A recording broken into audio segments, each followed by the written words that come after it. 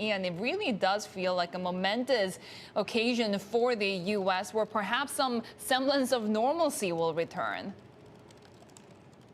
Yeah, I mean, I think without a doubt this is the most significant moment since the first vaccines were rolled out in mid-December.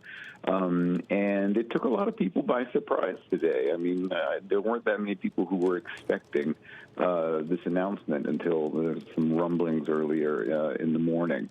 But, while this is while this is being presented as a mask issue, what's really behind this is vaccines. Two things about them. One is that they work.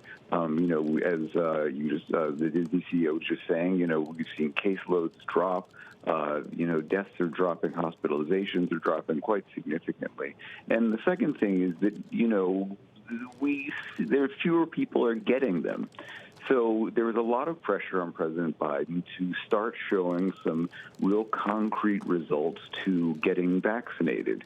So if you can show, some, benefit to getting it, the hope is that more people will get it. And, Biden was very clear about that in his tweet. He basically said, if you're vaccinated, great, take off your mask. If you're not, wear it.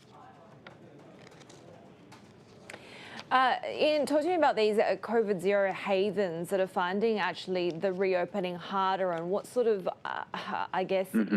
warnings or cautionary tale they present to the rest of the world. Well, it's hard to tell. Right now, it's, kind of a case of good news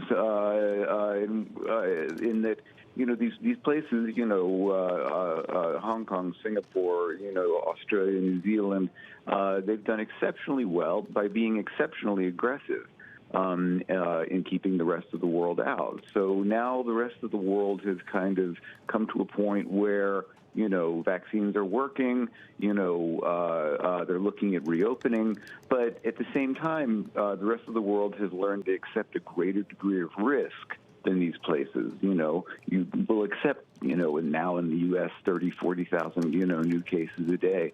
And I think if these COVID zero places want to rejoin the rest of the world, they're going to have to accept a larger degree of risk as well.